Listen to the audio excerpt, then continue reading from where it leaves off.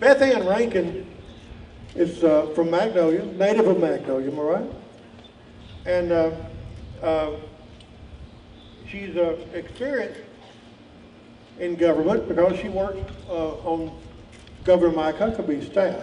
She's also a music teacher and a wonderful lady. Ladies and gentlemen, Beth Ann Rankin.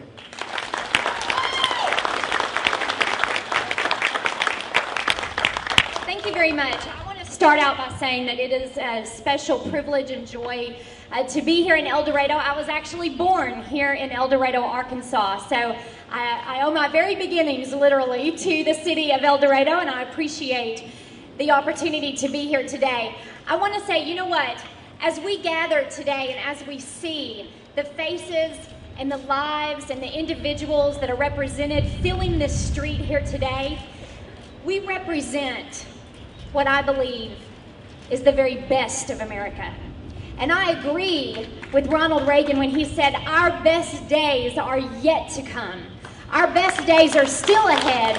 We are yet to live the best days of the United States of America. And ladies and gentlemen, I believe it because of what I see today. I believe it because I see streets filled with citizens that are ordinary, hardworking, conservative individuals that are saying, you know what? Enough is enough. Today is the day. This month is the month. This hour is the hour. This time is the time. We are here. We are speaking. We will be heard. And yes, we will take America back to the principles upon which this country was founded. And I am so proud and so excited to just be one of those voices. Several people have asked me, Beth Ann, why are you running for United States Congress? I know Glenn has gotten the same question, and we've spent some time answering those questions this year. And in my heart, I knew that I could not live the rest of my life knowing I had an opportunity, I had an open door, I was available, and I saw with a concerned heart what was going on as far as the national direction of this country if I chose to do nothing. You know, they say that those who are too afraid of criticism, and the only way to avoid criticism is to say nothing, do nothing, and be nothing. And you know what? I think for too long our government has expected that we're too afraid to be criticized, that we're too afraid to speak out, that we're too afraid to do something, say something, and be something that's going to take this country back to the principles that made it great in the first place. And I am excited to be one of those voices. You know what? Today is tax day, and it's my opinion that we work too many days out of the year for the federal government. And then we have to turn around and we have to act oh so grateful when they flick a few crumbs off of the federal financial table and send any of it ever back to us. We have to beg, and we have to woo, and we have to lobby, and we have to go have meetings and make phone calls and send faxes and emails just to get a few nickels and dimes back of the money that belongs to us in the first place. We have to grovel and beg, and I think the day is coming when the American people are saying, we've had enough of that. We want to keep more of our money in the first place, and then we don't have to beg to get it back.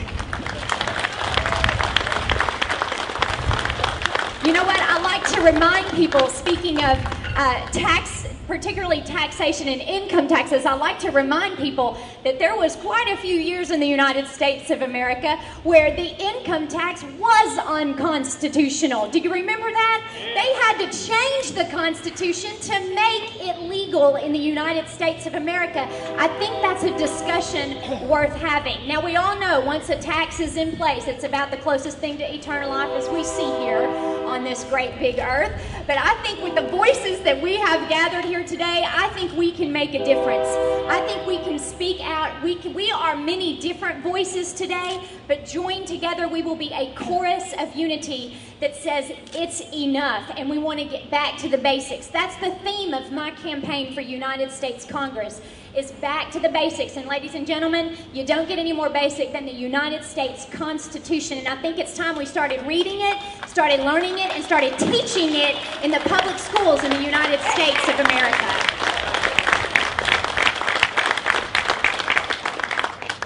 You know what? If you'll think back to me, think back with me to your very first paycheck. Just think for a moment. When was that moment? I mean, you know it's true. You know you had that moment of just sheer shock.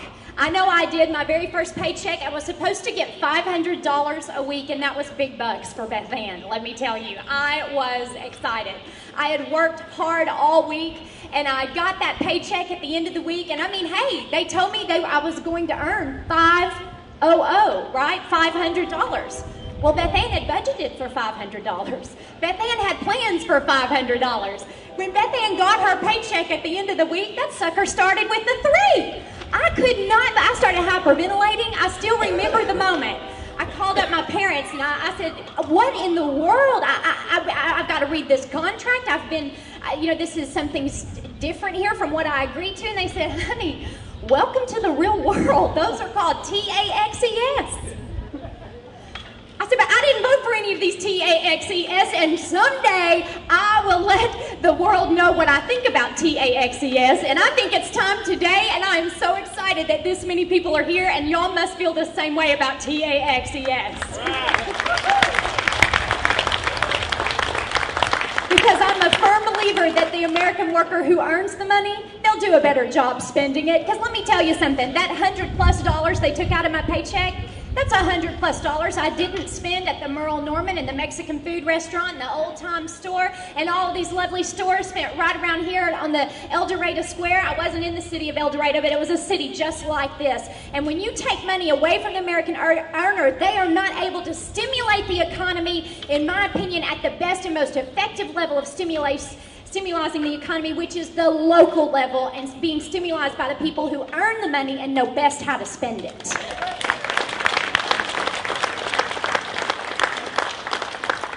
So folks, those are just a few of the principles that I would like to bring to light if I am elected to the United States Congress.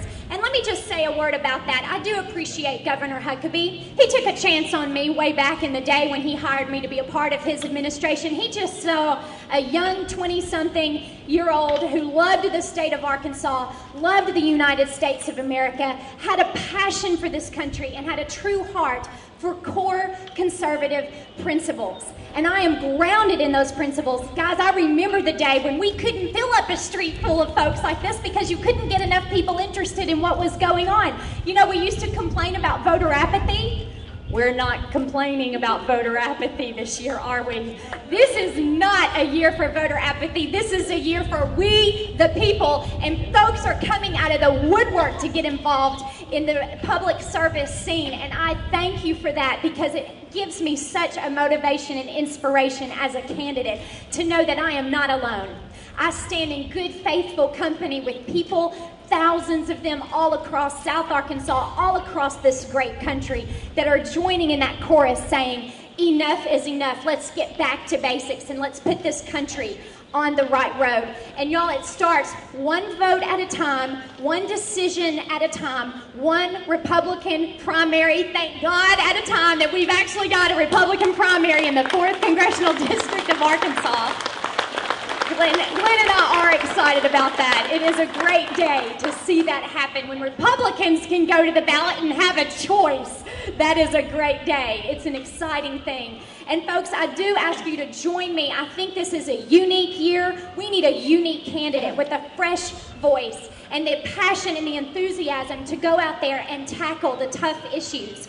And I know I'm a unique package, I'm a unique candidate, and I'm asking you to give me a chance and let me be that voice because of the experience that I've had with Governor Huckabee working with state and federal relations. I spent 3 years on topics with Capitol Hill, with the White House, and with the National Governors Association that directly affected the citizens of the state of Arkansas. Let me tell you something.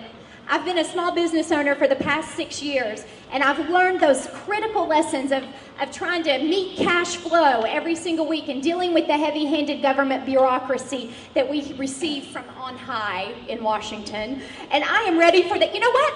I don't want the federal government to hold my hand. I'm not even asking for that. I don't want it to stand on the sideline and do a little cheerleader dance or come out and entertain me at halftime.